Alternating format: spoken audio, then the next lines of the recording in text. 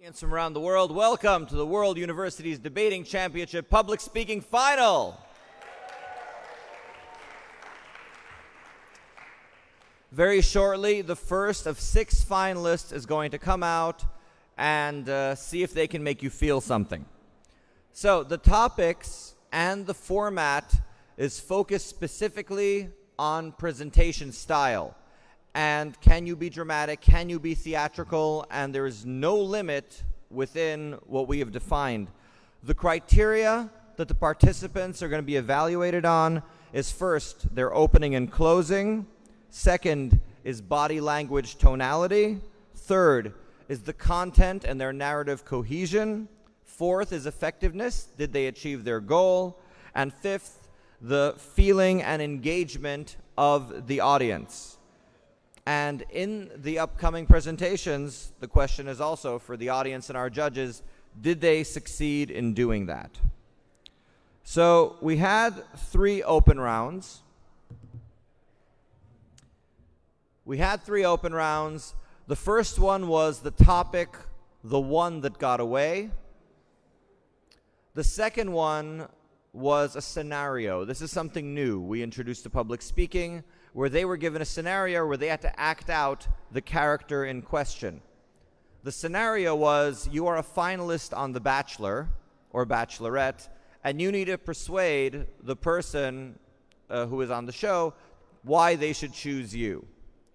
People jumped over tables, sang songs, gave very elaborate stories. One person drew a ring in pen on their hand, saying that, I can't afford an actual ring, but you still mean a lot to me. Here, look.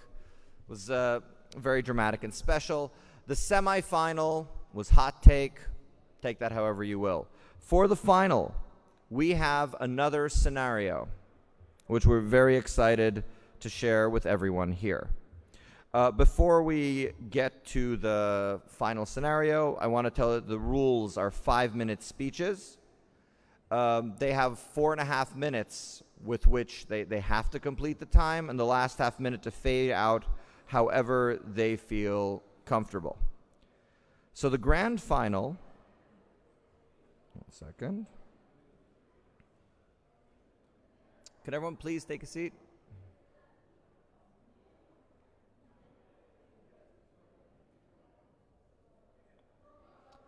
All right, so this is the grand final that 2 of the participants are now preparing for. It's 10 minutes of prep time, and the others don't know yet. So we're asking everyone in the room, please don't post this anywhere, so they're not supposed to be watching.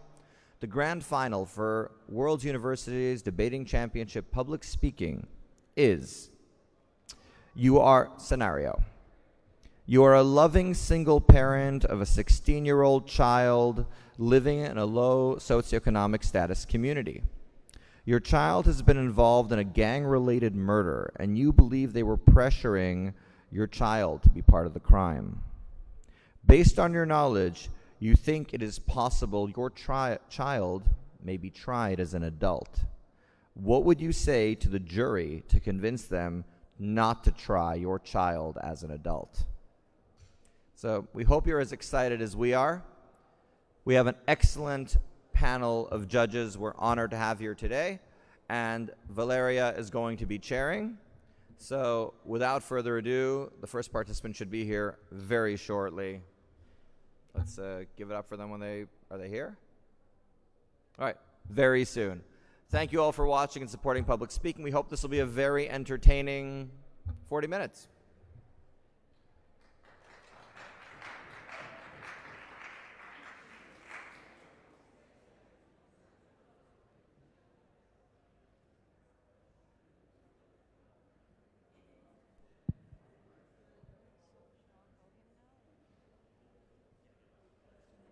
So, for our first finalist, we welcome Alan Xiao from the University of Melbourne.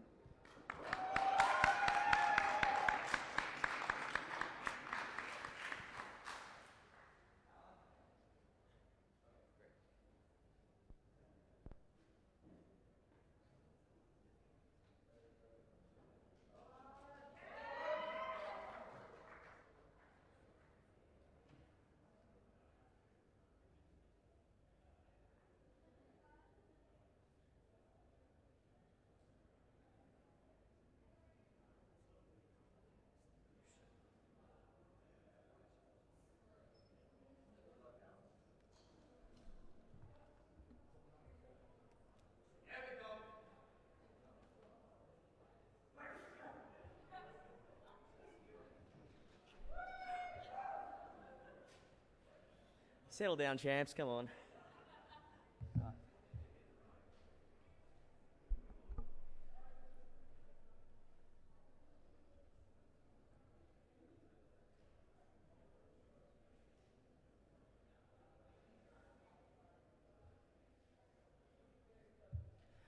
Members of the jury in front of me, I guess, you stand before a travesty, a perversion of the very foundations of law upon which our society is based. The protection of innocence, the recognition of potential in the most vulnerable people within our society. First, recognise that my child has been put under an immense amount of pressure. He's been part of a gang. He's from a very rough part of town. You know how bad it is. Remember that when you trial him as an adult, you subject him to the intensity of cross-examination. You presume that he knows best, that he is an independent actor who knows precisely what he's about to do. But that's just not the case. He's been placed under so much duress by his peers, by his poverty, by the people who want to make a murderer out of him. Remember that when you place him on trial as an adult, you ignore the fact that there are so many far more pernicious factors that pervade his mentality. You need to remember that the people in the jury aren't going to see him as my sweet 16-year-old boy. They're going to see him as a cold-blooded murderer with death in his eyes. That is the kind of perversion you are going to commit. You ignore the fact that society itself is an accomplice to the structural violence that has motivated this aggression, that has motivated this crime. You need to forgive my child. But more importantly, recognise the factor of time. He's 16. He's got a whole life ahead of him. He needs to go to uni. He needs to get an education. He may one day be standing in the World University's debating championship, and that is possibly the worst thing you can do to an innocent young man like him with a career as a management consultant 20, 30 years in the future. Know the crime you're committing, O members of the jury. What did you do when you were 16? Probably, have some fun, play some games, get a bit tipsy, get a bit drunk. If you're Australian, get incredibly drunk. What will you do to him? You consign him to a life in prison, a life with the worst murderers, the worst criminals that you as a justice system have consigned to this place of no return. Even if by some miracle he is commuted, remember that his psyche, which has already been so harmed by the perversity and pervasiveness of gang violence, is only going to worsen. He's going to emerge into society thinking that he's been wrong, knowing he has been wronged by your willing dereliction. A child sentence, on the other hand, focuses on rehabilitation. It focuses on making him a better person. It recognises the infinite potential contained within that young soul to do the many great things that we entrust our younger generation to do. He may be the next Greta Thunberg. He may be the next Elon Musk who takes us into space. He may be someone who solves the issues of poverty, solves the issues of social division, and yet you have cut this fruit at its stem. Know what you are doing. Know the scale and the depth and the intensity and the horror of the crime you're doing to rob someone so young and so fresh and so innocent of the time that he so deserves. But even if you don't buy this, members of the jury, I want to remind you of the most foundational legal principle uttered by the Roman jurist Cicero 2,000 years ago. Cui bono? For whose benefit? Because you're not only harming him, you're harming his entire community. You're harming his teachers who sees in him a bright and motivated student, his friends who see in him one of their best mates, harming myself, a single parent who's brought him up from nappies in the worst suburbs of town. To be so blinded by dogma, to be so blinded by this notion of legality, you have caused far more harm than you have putatively wished to prevent. So at the closing of your decision, I want you to factor in the pressure. I want you to factor in the time that you're taking away from him. But most importantly, I want you to factor in the pleas of a desperate parent who only wants the best for their child, because that is something that we all know and can share in. Thank you.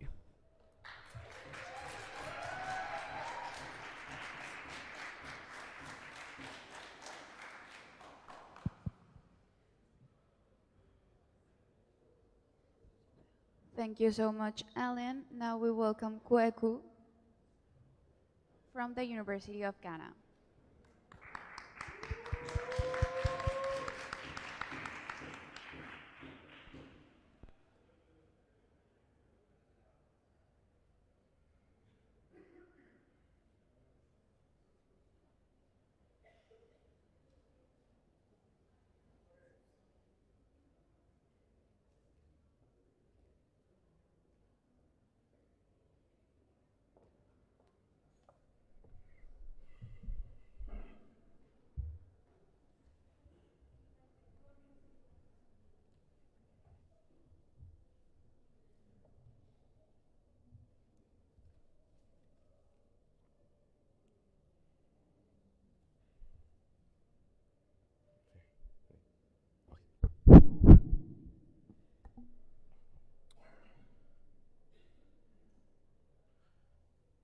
Look at this.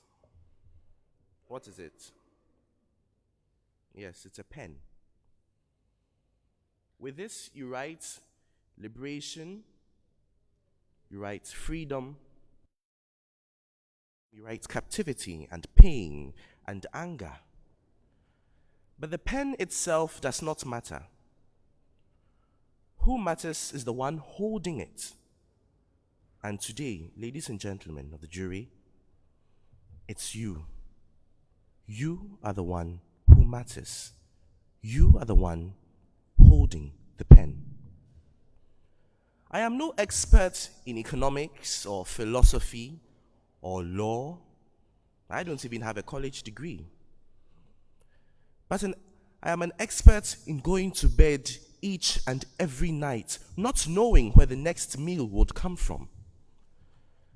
I am an expert watching the pain in the eyes of my children because I cannot afford for them. I am an expert in peeping out of my window every night to ensure that a gang is not standing outside because of where we live. And I am an expert in praying tirelessly every morning for my children not to end up in bad company. But unfortunately, on the last point, my expertise was not enough, because that's exactly what happened. I myself did not have the luxuries of life. I did not attend a great school, and I strived to provide for my children. Unfortunately, that did not happen. Unlike you, ladies and gentlemen of the jury, who are individuals of high repute in society, I am not. Not because of something inherently wrong with me, but because I did not find myself in the right condition. And my child is an example. It's for no mean reason that the justice system ensures that vulnerable people like him have an option of being sent to juvenile detention, have an option of the law mitigating their sentences.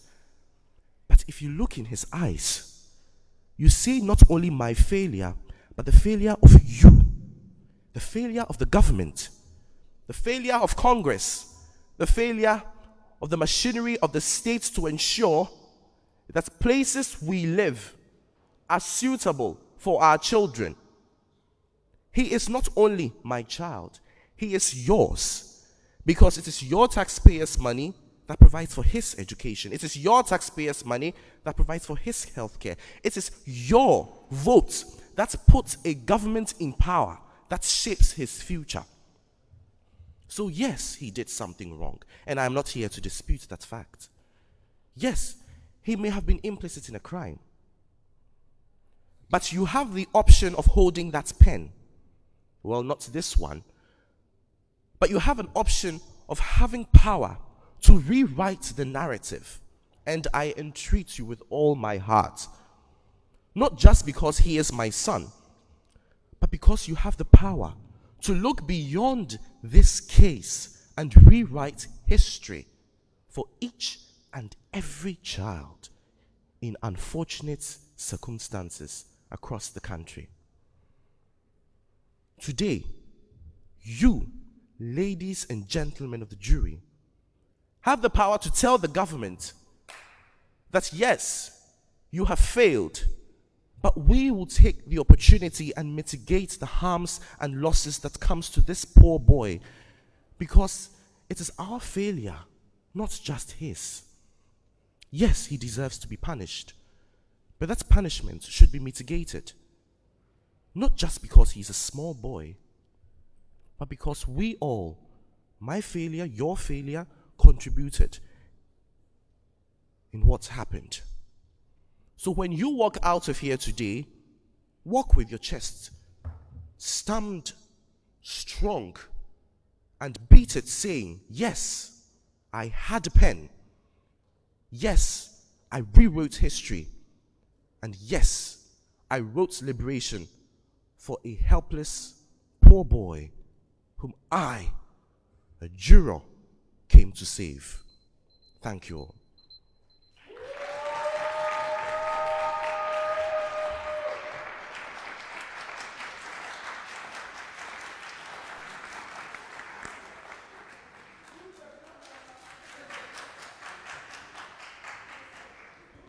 Thank you so much for that amazing speech. Now we welcome John Swain from Northwest University.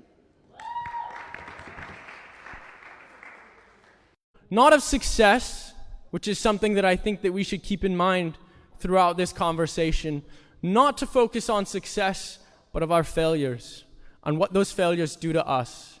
My failures, my most devastating failure in life is the failure to truly love and take care of the individuals who have given love back to me.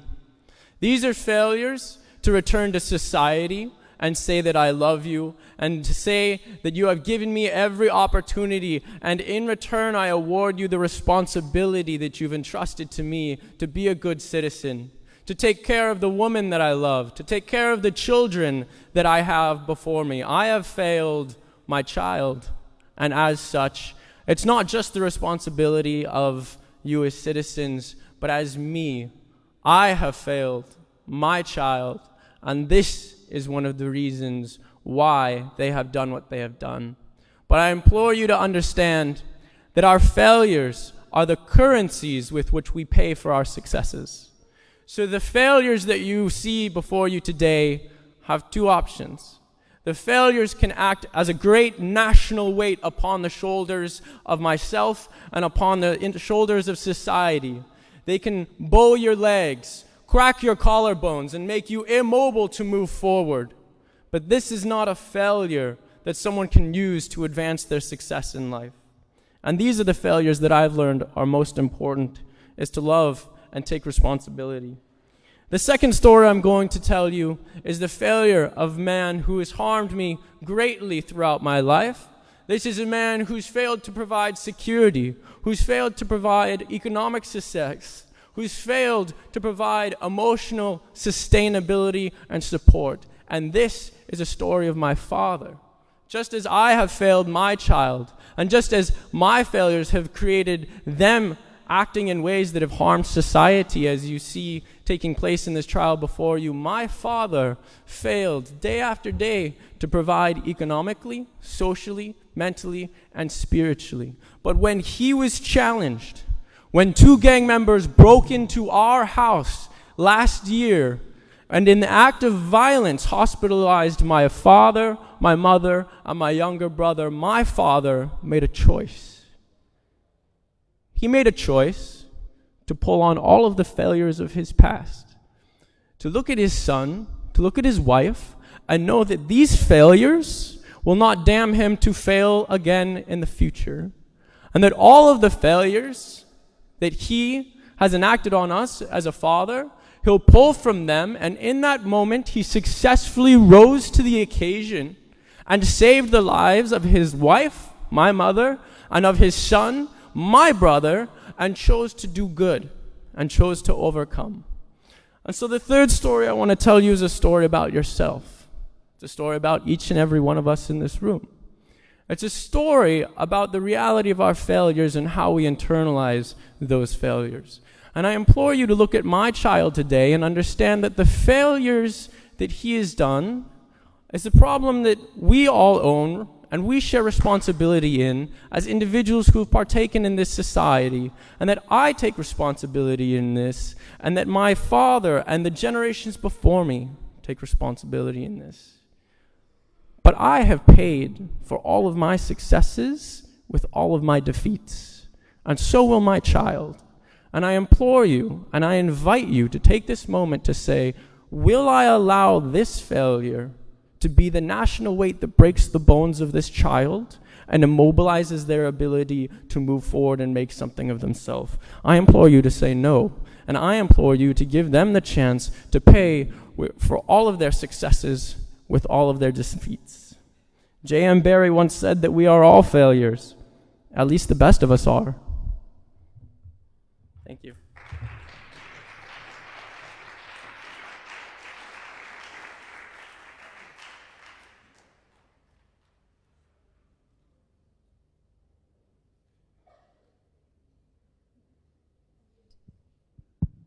Thank you so much.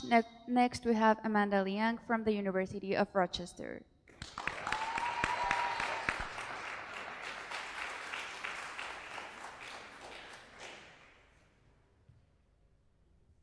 Oh, someone's notes.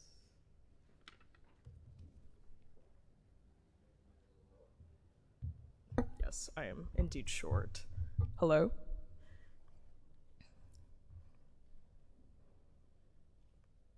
Panel ready? When the police knocked on my door, I knew. I knew that it was probably my son. And in my heart, I felt pain and heartbreak, but I couldn't feel it over the sound of it pounding, the blood rushing through my veins as I felt anger and fear. I demanded the police officer tell me, what did you do with my son? And he said, he's in custody.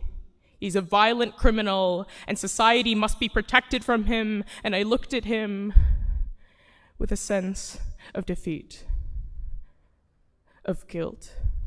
I told the police officer that my son was just a boy.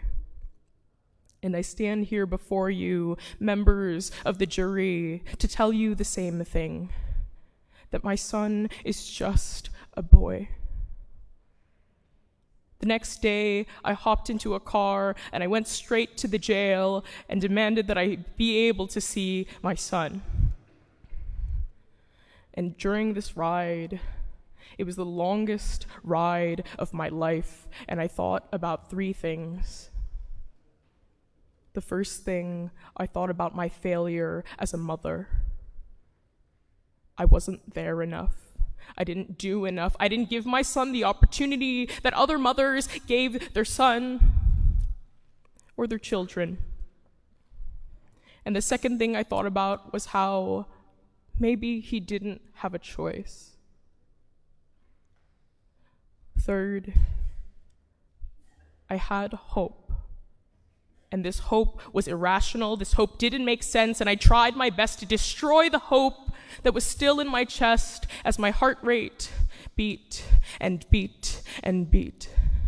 I was still alive, and I hoped to God, and I prayed to God that maybe instead of being locked behind bars, my son would be able to live a life that he deserved, a life that I couldn't give him, a life that I failed to give him. I got out of the car. I walked to the jail, and 2 days later I stand before you, members of the jury, with a pleading. Before I ask, I'll tell you about the last conversation I had with my son before this day, or even the last conversation I have with him for the rest of his life,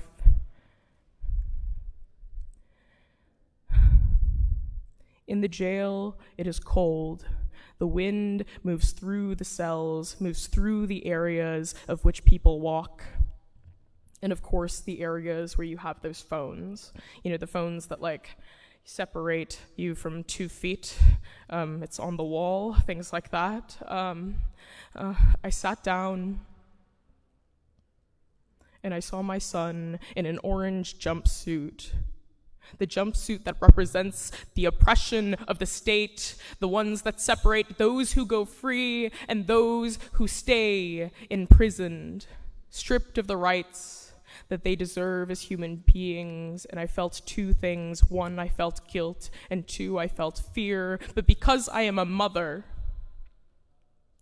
I had to take a breath to stabilize myself, and I had to remember how to breathe. I put my hand on the bulletproof glass. My son put his hand on the bulletproof glass. I picked up the phone, and with shaky breath, I said, "Hi, how's it going?" And my son cried. And he asked me, "Mama, am I gonna be okay?" And let me tell you what I had to tell him. I had to look at his eyes, knowing what kind of hardship he suffered, knowing what kind of hardship we both suffered together, knowing the pain of what it's like to grow up without opportunity, with a mother that wasn't there and a mother that tried her best to give him everything and still failed. I looked at him and I said, "Oh, baby, it's gonna be okay. I promise." Thank you.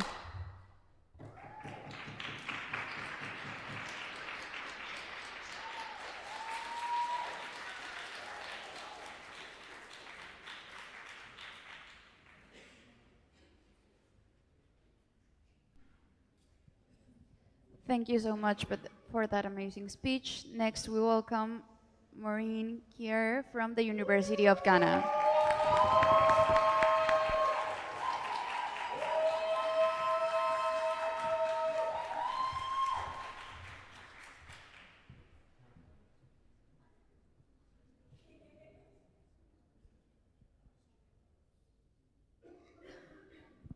Hello?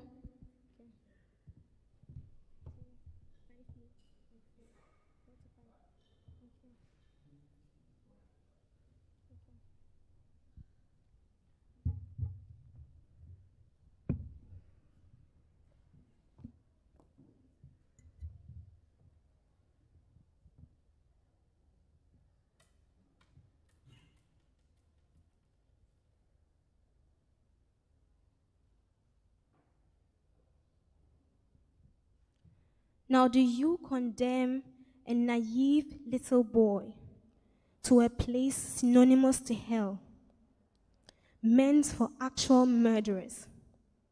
Or are you going to let him play by his size? Are you going to turn the criminal justice system into a bully who bullies little children and places them in places meant for adults? Are you going to do that to the only boy that I give birth to? Are you going to tell me that life denying me to have a fruitful family with his father, that he deserves to go to a place not meant for him? See, life doesn't give us choices. It doesn't let us decide the day that we are born. It doesn't let us decide whether our crushes will like us back. And it doesn't let the global poor choose anything because they are under a dictatorship of constant this thing. So if my little boy was pressured by his friends to commit something like this, that wasn't really him. In the words of Greta Thunberg, I ask you, how dare you? How dare you sentence him to a place where he's going to be abused by people who are older than him? Are you going to send him to a place where people like R. Kelly exist? Is this the kind of America that we stand for? A place where my son will go to a place where Bill Cosby will have the chance to have a say with my child? Is this the kind of justice that you people are serving over here? Because I want none of this justice for my son. And I'm telling each of you here today, if you really call yourself the jurors, willing to mete out justice to my son, you would be his peers.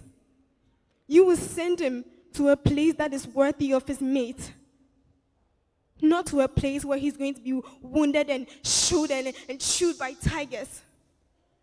Do not send him to a place that he'll be preyed upon by people like R. Kelly and Bill Cosby. Be the humane person. In the words of Greta Thunberg, I ask you again, how dare you? You and you and you and you are the people meant to give justice. Where is the justice for the son of a black woman? Where is that justice? If 50 Cent was shot and taken to a great place, do you think he'll be the 50 Cent that we have now? If somebody pressured Barack Obama into committing this crime, which he didn't even have a huge part of, do you think we'll have the Barack Obama we did a few years back? So I'm asking you, if you're brave enough to want to execute my son and take him to the lion's den, you might as well take me too. Handcuff me! Because without my son, I am nothing. I ask you again, how dare you? Please don't do this to my child. Don't send my child there. How do you want me to survive in this world without him? You don't give him the right man order. How can you do this to him? If you do this, you're killing me. You're killing me. Don't do this to my son. Don't do this to my son, please.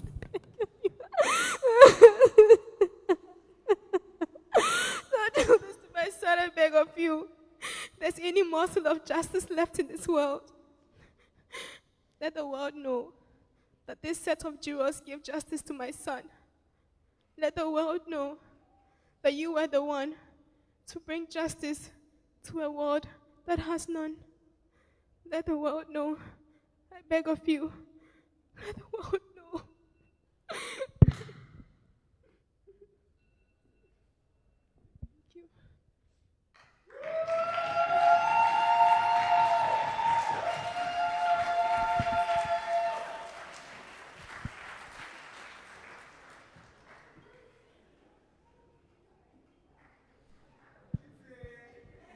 Thank you so much for that amazing speech. And to finish with this grand final of public speaking, we welcome Jacob Waldman from Hobart and Will Smith.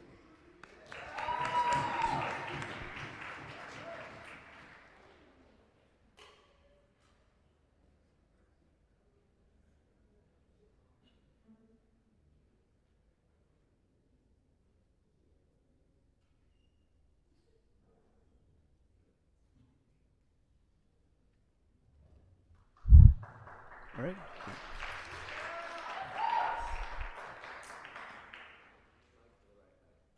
Huh? Good? Oh, I've done enough walking today.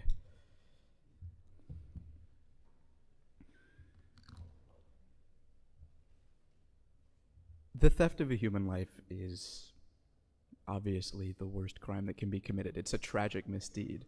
But being scared, being gullible, not being sure who you are, being unable to see the consequences to other people, the consequences to yourself down the line, and privileging those consequences which appear right before you, these aren't crimes. This is what it means to be young. We've heard a lot about the facts of what happened, the facts of my child's life, the legal circumstances surrounding the tragedy which my son manufactured and imposed onto other human beings. What I want to remind you is, in the discussion of all this tragedy, this very serious, somber discussion, the reasons that we have laws which differentiate between youths and adults, and the reasons why those laws apply to my son, is because youth isn't something all that somber. It is hilarious, sometimes tragically, often nonsensically stupid.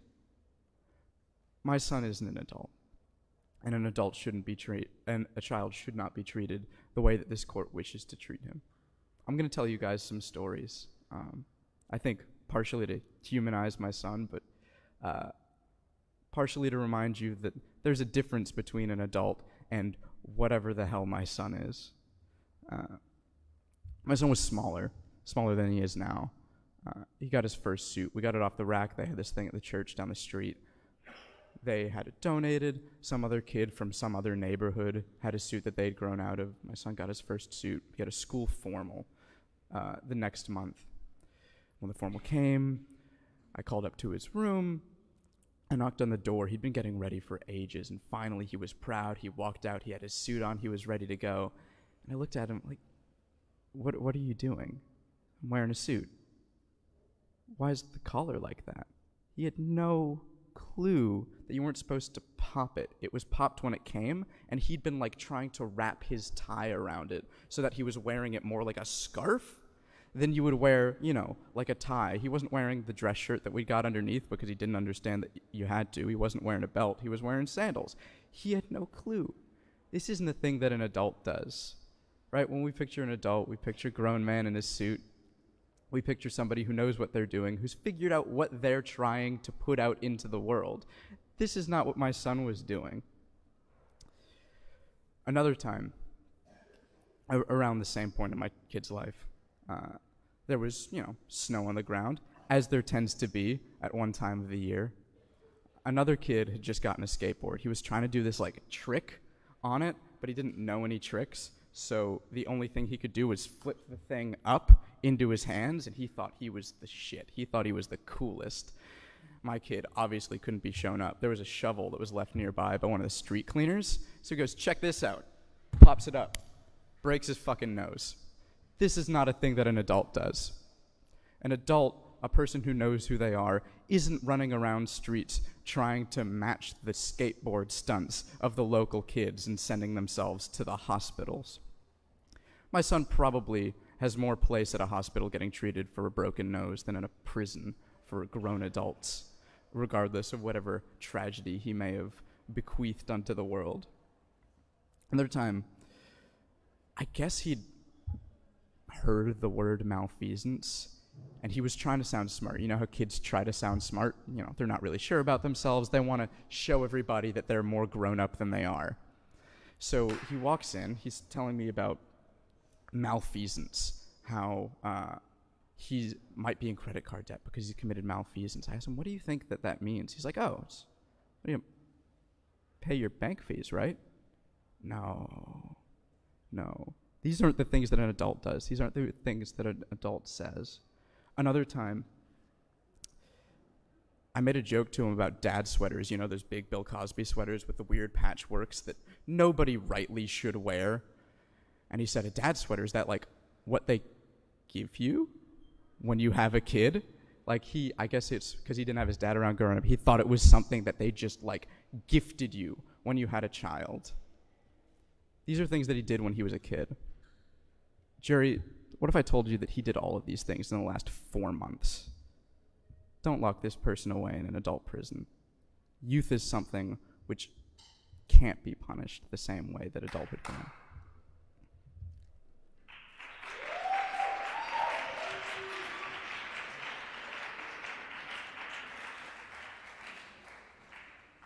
Thank you so much to all the finalists for these amazing speeches. Now we're gonna deliberate at 2:04. Let's give them all a round of applause.